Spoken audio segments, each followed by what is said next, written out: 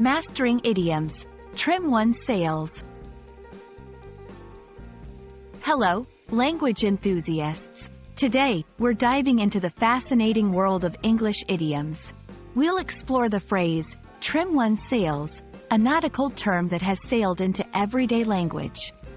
Join us as we unravel its meaning and usage, helping you navigate the English language more confidently. Trim one's sails originates from the realm of sailing.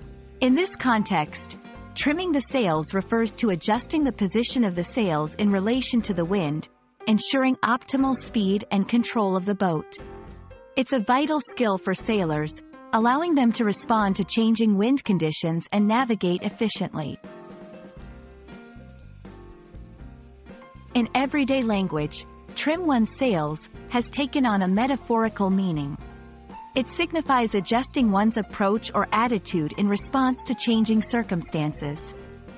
Just like a sailor adapts to the wind, people may trim their sails to deal with life's unpredictable challenges, adapting their strategies, expectations, or resources accordingly. 1. Business. In a competitive market, companies often need to trim their sails, adapting their business strategies to survive economic storms.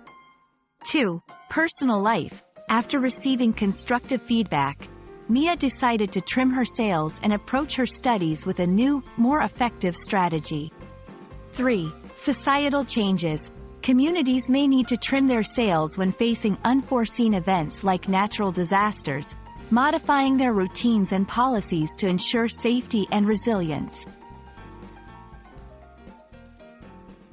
Use this idiom to describe strategic adjustments in various contexts, from personal development to business strategies.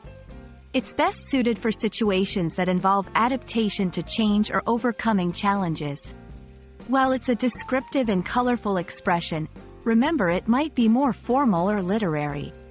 Gauge your audience to decide if it's the right fit.